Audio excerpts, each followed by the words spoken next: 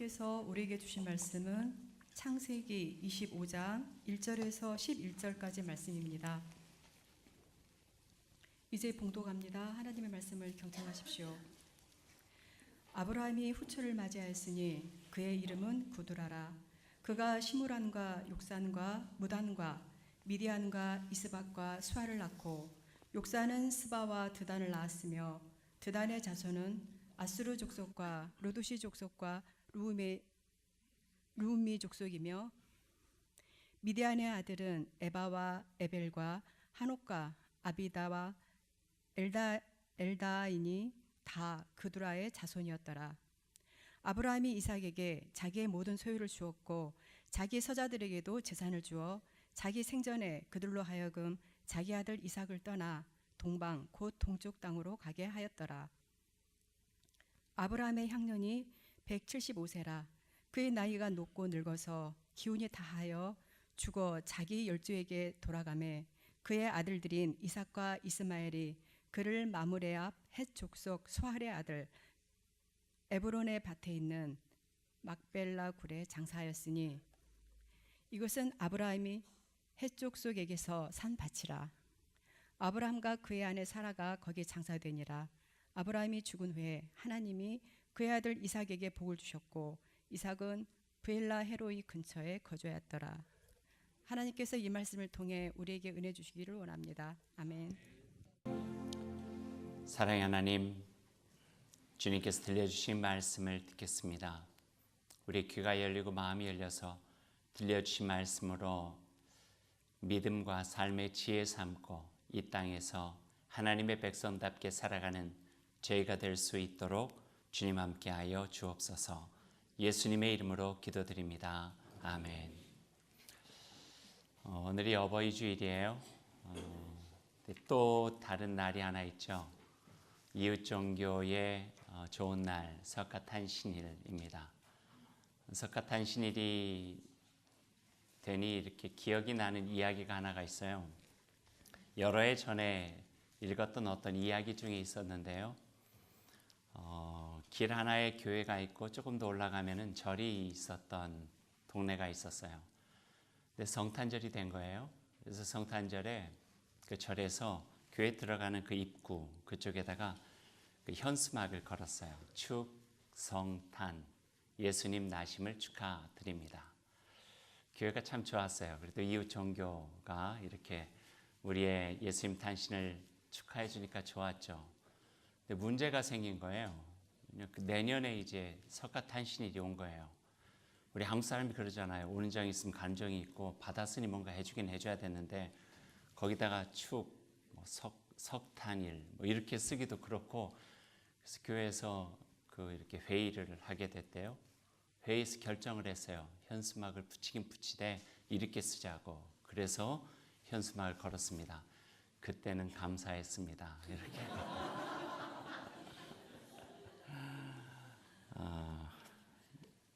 재밌는 이야기예요. 오늘 5월 가정의 달에 아브라함의 인생 이야기를 같이 나누게 됩니다. 아브라함은 그 이름을 그저 그냥 아브라함이라고 해서는 안 돼요. 어떤 분은 이렇게 불러야 된대요. 브라함. 좀 감탄해야 된다는 거예요. 왜냐하면 그 이름이 가지고 있는 나름의 묵직함, 무게감이 있다고 하는 거죠. 그래서 우리는 아브라함의 백성, 아브라함의 자손, 또 믿음의 조상 아브라함, 열국의 아브라함 이런 이름으로 그분의 이름을 부르고 있잖아요. 175년의 긴 여정을 참 파란만장하게 살아온 한 인간이 바로 아브라함입니다. 아브라함의 인생을 한마디로 한다면은 오늘 결론의 이야기일 수도 있겠지만 이렇게 표현할 수 있을 것 같아요. 해야 할 일 했던 인생, 갈 곳이 있는 인생 이렇게 표현할 수도 있을 것 같아요. 그런 인생이 참 복되다 이렇게 표현할 수도 있을 것 같고요. 창세기를 보면은요, 창세기 12장에서 아브라함은 인생의 여정을 새롭게 시작하죠. 하나님의 부르심에 따라서. 그리고 오늘 25장에 들어와서 그 인생을 마무리해요. 75세 하나님의 부르심을 받았고요. 175세의 죽음을 맞이했으니까요. 전체적으로 그 인생을 보면 한 100년 정도를 하나님과 함께 그 믿음으로 동행한 사람이다. 이렇게 표현할 수 있을 것 같아요. 그 100년의 삶이 어찌했는가 우리가 다 여기서 이야기하지 않아도 그 여정이 그리 만만하지 않았던 것만은 사실이고요. 높낮이가 많이 있었어요. 하나님의 부르심을 받고 그의 말씀 가지고 새로운 삶의 여정을 시작했죠. 가라, 본토 아비 친척을 떠나서 내가 보여줄 그 땅으로 가라. 그럼 내가 너를 복이 되게 하겠다. 복을 주어 복이 되게 하겠다. 이렇게 말씀을 했어요. 얼마나 신나는 길이겠어요. 하나님께서 지켜주시는 여정이니. 하지만 하나님의 부르심에 따라서 살아간 여정이 그렇게 평탄하지는 않았어요. 쉽지 않았다는 거예요. 나그네의 여정이었어요. 이곳저곳을 헤맬 수밖에 없었어요. 힘겹고 어려운 일들도 만만치 않게 일어났던 것이 아브라함의 인생 여정이었어요. 하란을 떠났죠. 갈대우르와 그리고 가나안으로 갔어요. 가나안에서 애굽으로 다시 갔어요. 애굽에서 다시 가나안 오고 가나안 주변을 이곳저곳 다니면서 100년의 여정을 살아간 이가 바로 아브라함이었어요. 이름이 비슷해서 그랬는지 특별히 가나안에서 애굽 갈 때는 참 가슴 아파요. 가나안에서 가난했어요. 먹을 게 없었어요. 그러니 먹고 살기 위해서 애굽으로 갔어요. 애굽에 가서 낯선 이주민으로 살아가는 삶이 얼마나 버거웠던지 자기 아내를 누이로 이렇게 이야기할 수밖에 없는 형편없는 남자의 삶도 살아갔던 거예요.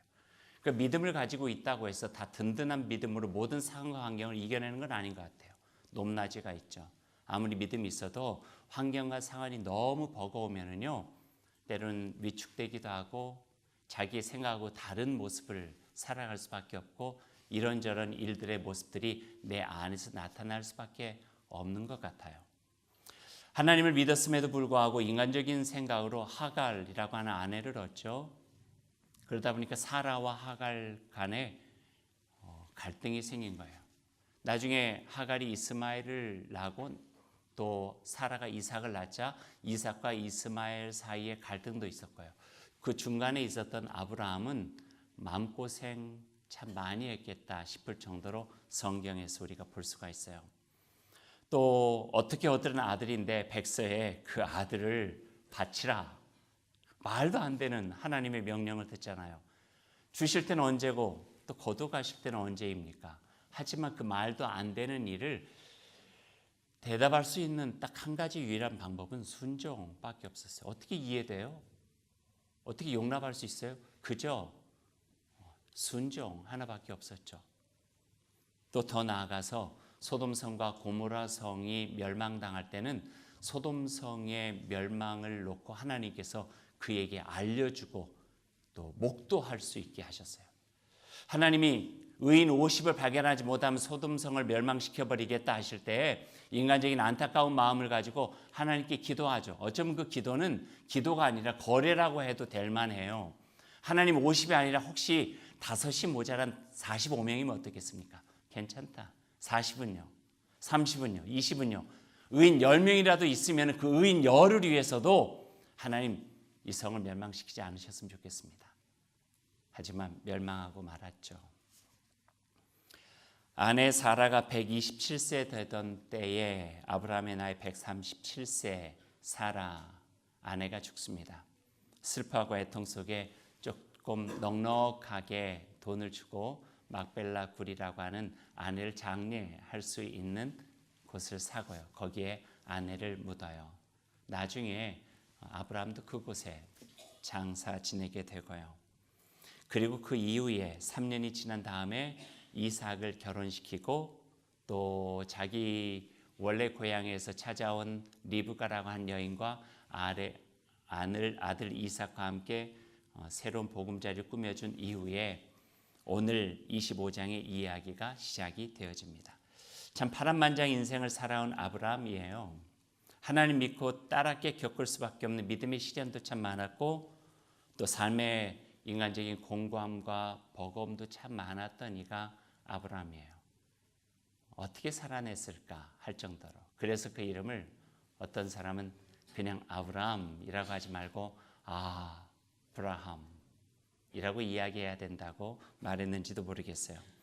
창세기 12장 아브라함에게 하나님께서 그 부르실 때 내가 너에게 복을 주고 복이 되겠다 그렇게 약속하셨는데 정말 그 인생이 복받은 인생인가 의구심이 들 정도의 인생의 여정을 살아낸 이가 바로 아브라함이었죠. 야곱이라고 하는 아브라함의 손자가 바로 왕 앞에서 자기 인생에 대해서 물었을 때 이렇게 대답을 해요. 참 험악한 세월을 살아냈습니다. 아브라함도 마찬가지인 것 같아요. 참 험악한 세월을 살아냈습니다.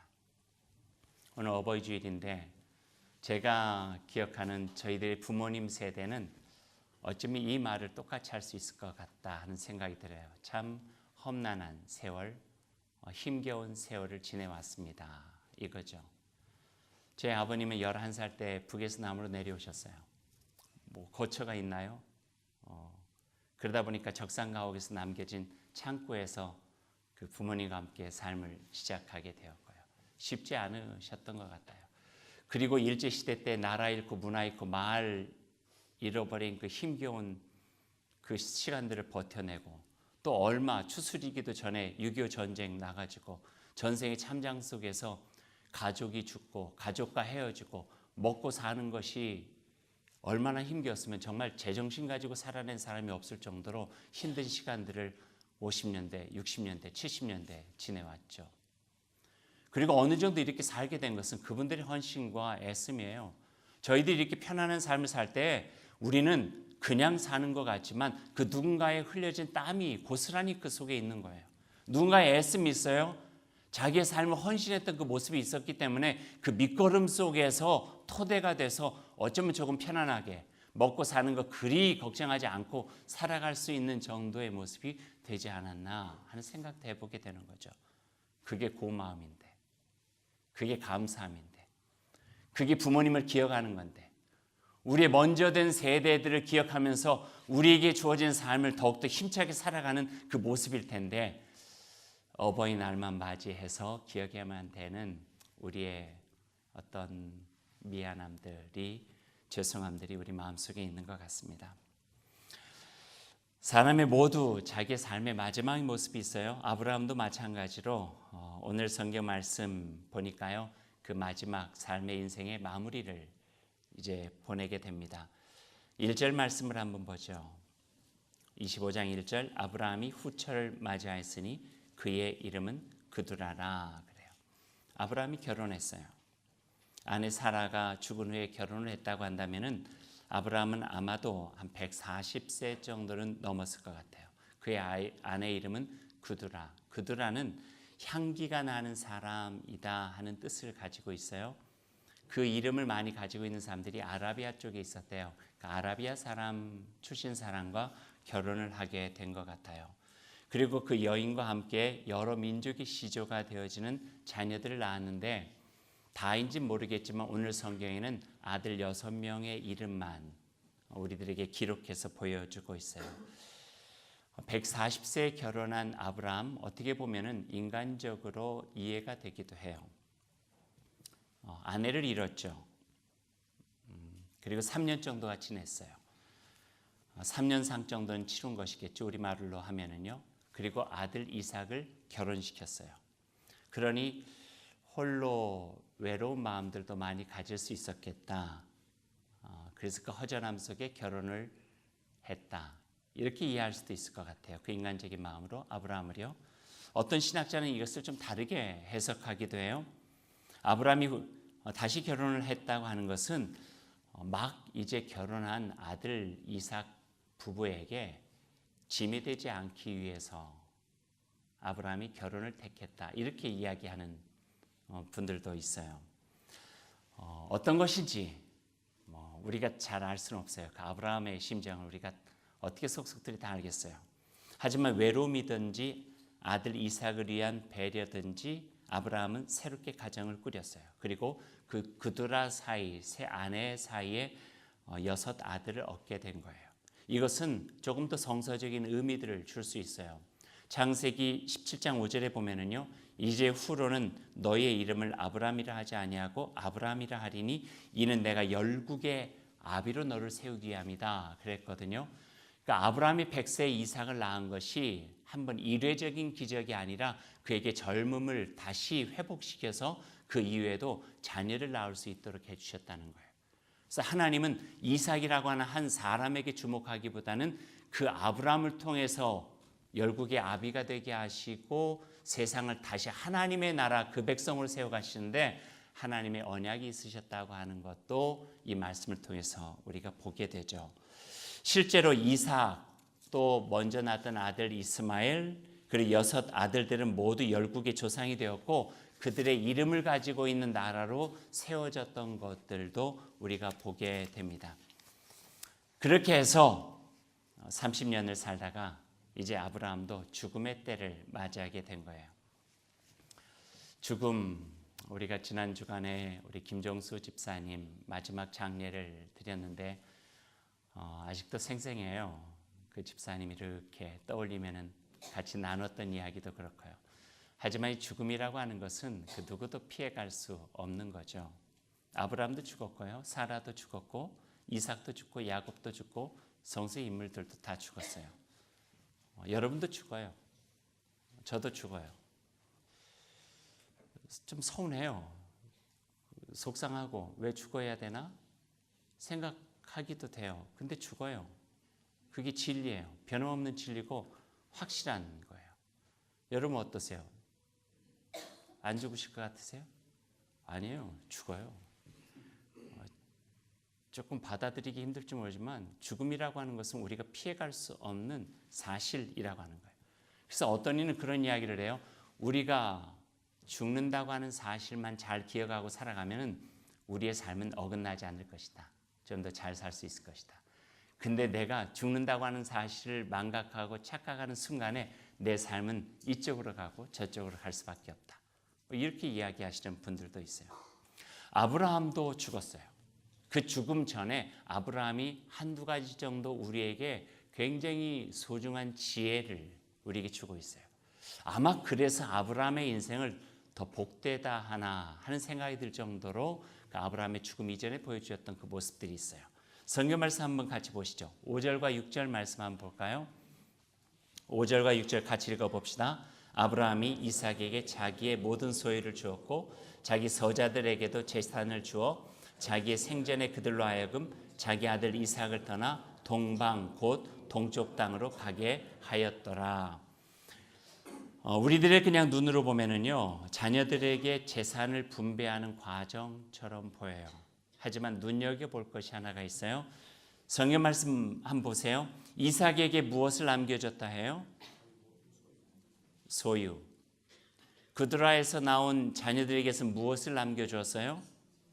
재산. 소유와 재산이란 말이 다른 것 같아요? 아니면은 같은 것 같아요? 같으면은요, 의미가 같으면 굳이 다른 단어를 사용할 필요가 없죠. 소유와 재산은 달라요. 우리가 기본적으로 생각하고 있는 부모가 죽을 때 남겨주는 것을 재산이라 해요. 돈을 남겨주죠. 땅을 남겨주죠. 집을 남겨주죠. 이건 다 재산이에요. 여기서 소유라고 하는 것은 재산과 다른 그 어떤 의미가 담겨져 있는 단어예요. 여기서 소유라고 할 때는요, 아브라함 자신이 가지고 있는 재산뿐만 아니라 자신이 지니고 살아왔던 거예요. 하나님을 향한 언약과 믿음, 소유예요. 삶의 중심이 되어졌던 삶의 정신, 소유예요. 이루고 싶었던 꿈과 비전, 소유예요. 하나님께서 100년 전에 갈대우르와 하란에서 자기를 부르셔서 그의 마음속에 집어넣어 주셨던 이 땅을 향한 하나님의 비전, 재산 아니에요? 소유예요. 그 이삭에게는 그 소유를 남겨주었다는 거예요. 그것은 어떤 의미예요? 물질적인 것들, 돈으로 환산할 수 있는 것이 아니라 삶의 중심을 두고 살아갈 수 있는 무형의 재산들, 정신과 역할과 사명과 소명과 꿈과 비전과 하나님과의 관계와 그 관계 속에서 내가 가지고 있는 믿음을 가지고 이 땅을 어떻게 살아왔는지, 힘들고 어려울 때, 버거울 때 내가 어떻게 나를 이겨내고 지켜냈는지 이런 자기가 살았던 삶을 이삭에게 물려줬다는 거예요. 그런 이거 가져 저거 가져가 아니겠죠. 긴 이야기가 있었을 거예요. 내가 어떻게 살아왔는지, 내가 가장 중요하게 여겼던 것은 무엇인지, 나의 삶에 그 어떤 것과도 바꿀 수 없었던 나의 믿음의 가치관은 어떤 것인지, 하나님의 사람으로 택함받고 그 부르심에 따라서 내가 살아오면서 하나님을 믿고 살아왔던 의지했던 것은 무엇인지, 이게 소유인 거예요. 그 소유를 이삭에게 물려주고 있는 거죠. 그 소유를 통해서 아브라함이 하나님과 더불어 살아왔던 것을 보게 하고 방향을 보여주고 그의 마음속에 지키며 살아가야 될 것들이 무엇인가를 알려주고, 이게 지금 아브라함이 자기의 아들 이삭에게 남겨주고 있는 장면을 보여주고 있는 거예요. 꽤 오래됐네요. 1996년에 제가 캐나다로 유학을 갔어요. 겨울에 떠나게 됐는데 떠나기 며칠 전에 제 아버님이 저에게 오셔서 그 의신아, 나랑 잠깐 갈 데가 있는데 같이 가자 그러시는 거예요. 그래서 옷을 입고 나갔죠. 근데 한참 저하고 이렇게 어디로 가는지도 말씀 안 하시고 가는 거예요. 제 마음에 은근 기대가 좀 됐어요.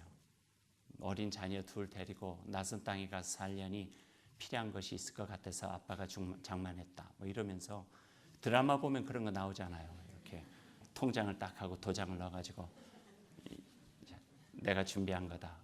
얼마가 되지는 않지만 너에게 힘이 되었으면 좋겠다.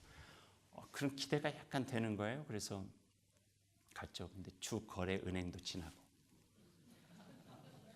안경점으로 데려가시는 거예요. 안경점으로. 저도 그때 안경을 쓰고 있었고, 그런데 안경점에 가서 그 주인에게 내가 이야기해 놓은 거 있죠. 그러면서 아버님 안경, 그때 쓰고 계시던 안경을 이렇게 벗어주시는 거예요. 그리고 여기 우리 아들인데 아들의 눈에 맞는 도수대로 렌즈를 좀 갈아 껴달라고. 그리고 옆에서 자신 예전에 쓰던, 이 새 안경 쓰기 전에 예전에 쓰던 안경으로 갈아 끼시는 거예요. 왜 하필이면 안경일까?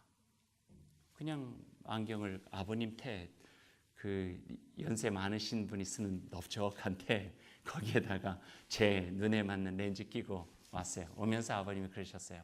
내가 너에게 뭘 줄까 생각하다가 아빠도 목사고 너도 목사고, 아빠도 하나님 믿고 살아고 너도 하나님 믿고 살아는데, 아빠가 늘 성경 보면서 봤던 안경, 아빠가 강단에서 설교할 때 썼던 안경, 보이지 않지만 믿음 가지고 늘 바라보며 내 마음에 뒀던 하나님, 그분을 보았던 안경, 이 안경테를 너에게 주면 참 좋겠다 하는 생각이 됐단다 그러시는 거예요. 그래서 그 안경을 저에게 주셨어요. 잘 어울리진 않았지만 소중히 그 안경을 썼어요. 저에게 굉장히 의미가 있었어요. 전 그게 소유라 생각해요. 돈으로 환산할 수 없는 가치죠. 그게 있을 때 그의 삶이 하나님 안에서 새롭게 조성될 수 있는 거예요. 그게 있을 때, 그 소유가 있을 때 아버지와 자녀가, 부모와 자녀가 같이 연결될 수 있는 거예요. 돈 남겨주지 마세요. 돈 아니에요. 돈 물려주려고 하다가 자녀들 망쳐요. 지금 한진가 이야기 보세요. 돈이 억수로 많죠. 우리말로 겁나 많죠.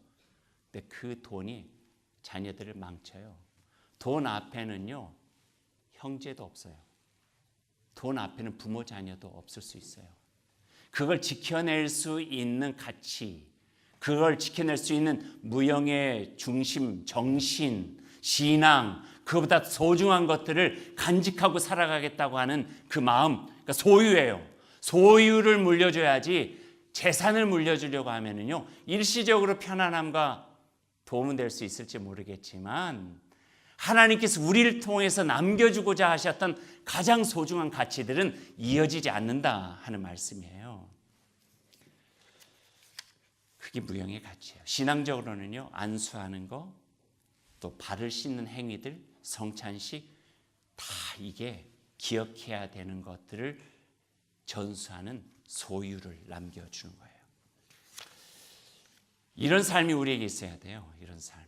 그리고 부모에게서 그것을 우리가 전수받아야 되고 우리는 부모된 세대로서 그것을 전수하려고 해야 되고요.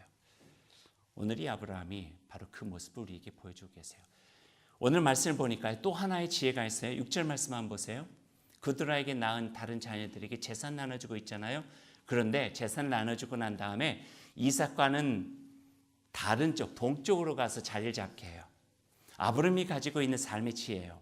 아브라함이 죽고 나잖아요. 그러면은 이제 이삭은 혼자 남아요. 근데 여기는 구두라라고 하는 엄마와 6 아들이 남는 거예요. 그러니까 생각할 때 자기가 남겨줄 재산도 어느 정도 있다 보니까 그 재산 싸움도 나겠다, 여러 가지 갈등도 생기겠다 하니까 자기가 생전에 그 자기의 아내와 6 자녀는 넉넉하게 재산을 나눠줘서 정착하게 하는 거예요. 다른 쪽에서 서로가 서로를 윈윈하게 만드는 거죠. 갈등의 소지가 있는 것을 지혜로 풀어나가는 거죠. 제가 주보에도 넣어드렸어요. 갈등은 어느 곳에서나 있을 수 있죠. 허나 그 가운데 있는 지혜로움은 그 갈등을 넘어 화평을 이루어갈 수 있게 한다 하는 거예요. 그것을 아브라함은 알았어요. 그 경험으로. 예전에 조카 롯과 함께 재산을 놓고 갈등을 가지고 싸울 뻔했었거든요. 근데 그때 어떻게 풀어나갔어요? 조카 롯에게 네가 좌하면 내가 우하고 네가 우하면 내가 좌하리라. 그러니까 재산보다도 소유를 지킨 거예요. 가치를 지킨 거예요. 관계를 회복해낸 거예요. 그러다 보니까 그 속에서 가졌던 정말 존중하며 살았던 그 삶이 있기 때문에 자녀들에게도 그와 똑같은 지혜를 가지고 하는 모습을 보게 되는 거죠. 그리고 아브라함이 이제 마지막 죽음을 맞이합니다. 7절 말씀 한번 볼까요? 전 여기에 굉장히 중요한 우리 인생의 교훈이 하나가 담겨져 있다 생각해요. 7절 말씀 같이 읽어보죠. 아브라함의 향년이 175세라 그의 나이가 높고 늙어서 기운이 다하여 죽어 자기 열조에게로 돌아가매. 저는 이 말씀을 좋아하는 이유가 죽음의 모습을 참 복되게 그려내고 있어요. 여기서 아브라함의 죽음에 대한 묘사를 4단어로 하고 있어요. 첫 번째는 따라해 보실래요? 높고 늙어서 기운이 다하여 열조에게로 돌아가매. 이게 우리가 지향해야 될 죽음의 모습이에요. 늙어서 이건 뭐예요? 장수죠. 이건 쉬운 거예요. 나이 먹어서 편안하게 뭐죠? 9988 하여튼 있잖아요. 이런 식으로 오랫동안 이게 하나의 장수의 복이라 그랬어요. 그런데 여기 3가지가 또 있어요. 높고는 뭘까요? 아브라함이 죽었는데 높게 죽었대요. 여기서 늙어서 죽었다는 말은 이해가 되는데 높게는 뭘까요? 높게는 그 원어적인 의미를 보면은요, 그의 삶이 풍성하였다는 거예요. 아름다운 죽음이라는 거예요. 그 삶을 보면서 존경하는 마음을 갖게 됐다는 거예요. 그의 삶의 죽음을 보면서 참 가슴 아프게 저분이 존경스럽고 참 귀하게 살아간 인생이요. 참 하나님 안에서 그의 삶이 참 풍성하여 우리에게 남겨줄 것이 많은 가치 있는 삶을 살아왔다 하는 것을 그의 죽음이 높고라고 표현하고 있어요. 있잖아요. 그런 죽음들. 정말 아쉬운 죽음들. 늙어서 알고 있어요. 기운이 다하여는 어떤 걸까요? 자신의 삶에 최선을 다했다는 또 다른 표현이에요. 디모데후서 4장 6절 말씀 보니까요. 나는 선한 싸움을 싸우고 나의 달려갈 길을 마치고 믿음을 지켰으니 이 모습이에요. 기운이 다하여 내가 이제 여한이 남지 않을 정도로 내가 정말 성실하게 진실됨으로 신실한 모습으로 살아왔다. 내가 나의 삶을 나에게 주어진 생명을 다하도록 최선을 다해왔다. 이 의미예요. 그리고 마지막 열조에게로 돌아가매 이거는 방향이에요. 나그네로 살던 인생이 아니라는 거죠. 이렇게 살아가면 저렇게 살고 이렇게 살면 저렇게 살고가 아니라 나에게는 돌아갈 본향이 있다는 거예요. 나그네가 아니라 순례자, 나의 본향, 하나님을 만나는 그 나라를 향하여서 내가 가는 인생을 살아왔다라고 하는 믿음의 경주에 대한 표현이 열조에게로 돌아가매예요. 높고 늙어서 기운이 다하여 열조에게로 돌아가는 죽음, 복된 죽음.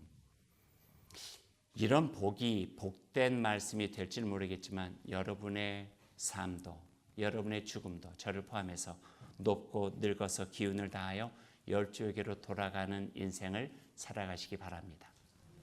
아멘. 이런 삶이 얼마나 정말 좋아요. 근사하잖아요, 진짜. 믿음 안에서 근사한 인생, 이 정도는 살아야 되지 않겠어요? 오늘 아브라함이 우리에게 그래서 열국의 아비로 가르쳐주고 있어요. 이제 한 가지 더 맺는 이야기로 중요한 이야기를 가지고 마무리를 해야 되겠어요. 11절 말씀 한번 읽어보십시다. 11절 같이 읽을까요? 아브라함이 죽은 후에 하나님이 그의 아들 이삭에게 복을 주셨고 이삭은 부엘라 헤로이 근처에 거주하였더라. 오늘 말씀의 초반에 이런 이야기였어요. 아브라함의 인생의 여정, 하나님과 동행한 100년의 여정을 보아도 정말 하나님께서 약속하신 것처럼 복이 되는 인생이었던가 의구심이 될 정도로 험한 인생을 살았다고요. 근데 그 험하게 살아간 인생, 인간의 눈으로는 그렇게 보이지만 그 인생이 참 복되어서 그에게 자녀되어지는 모든 이들에게 복을 나눠준 인생을 살았다. 이렇게 결론을 내리고 있는 거예요. 아버지 아브라함의 삶이 자녀에게 복으로 남겨졌어요. 내가 누군가의 복이 되는 삶을 살았다면 그 인생은 가치 있고 소중한 복된 인생이죠. 특별히 그 누군가가 나와 함께 살아간 가족이요 내 삶보다도 더 소중히 여기는 자녀라면 그 인생은 복된 인생일 수밖에 없는 거죠. 그래서 오늘 저는 설교 제목을 복이 되는 인생 이렇게 잡게 된 거예요. 그리고 마무리를 이렇게 한 단어로 했어요. 복된 인생 살다 복되게 떠나십시다. 복된 인생 살다 복되게 떠나십시다. 그러고 보면 저희들의 부모들은요. 자녀들을 향해서 많은 정말 복된 인생 사셨어요. 자기의 삶을 걸음처럼 뿌리셔서 거기에서 그 자양분을 먹고 자녀들이 커나갈 수 있도록 해주셨잖아요. 그러니 우리가 어떻게 존경하지 않아요? 어떻게 감사하지 않아요? 어떻게 사랑하지 않을 수 있어요? 그래서 그분들이 남겨주신 그 삶의 재산에 탐내지 않고 소유를 소중히 여기면서 삶을 이어받아 살아가는 삶, 그것이 바로 오늘 어버이 주일에 우리 마음에 새겨야 될 소중한 삶으로 여겨집니다. 그런 삶을 살아가는 저와 여러분 다 될 수 있기를 간절히 소망합니다. 기도하십시다. 하나님 감사합니다. 어버이 주일에 우리의 믿음의 조상 아브라함의 인생을 생각해 보았습니다. 아브라함뿐만 아니라 믿음으로 살아간 저희의 부모 세대와 저희들 알고 있는 어르신들 정말 만만치 않은 삶을 살아내셨습니다. 그때는 건강하셨는데 지금은 너무나 연약하고 그때는 총기도 많으셨는데 기억력도 좋으셨는데 지금은 깜빡깜빡 잃어먹기도 하고 또 힘들기도 합니다. 하지만 그 가운데 육신적으로는 쇠퇴해가지만 정말 소멸될 수 없는 소유, 정신, 믿음, 가치, 삶의 자세, 하나님과의 관계, 주님께 주시는 사명 간직하고 그 책무를 다해왔던 그 모습들 하나님 우리 마음에 꼭 간직하고 복이 되는 인생 살아가는 저희들이 될 수 있기를 원합니다. 하나님 함께하여 주옵소서. 특별히 기도합니다. 연약해진 저희들의 부모님들 하나님 위로해 주시고 그동안에 애썼다 치해 주시고 또 그 마음의 평강도 주시고 저 천국의 삶에 대한 소망을 가지고 살아갈 수 있도록 주님 함께하여 주옵소서. 저희들도 이 땅에서 보여지는 것에 마음 두지 않고 보이지 않는 것에 더 깊은 마음을 두고 높고 또 본향을 향하여서 기운차게 살아가다 기운 다하여 주님께서 부르시는 그 날에 복되게 살아간 인생, 복되게 떠날 수 있는 저희들의 삶이 될 수 있도록 주님 함께하여 주옵소서. 모든 것을 주님께 감사하며 예수님의 이름으로 기도드립니다. 아멘.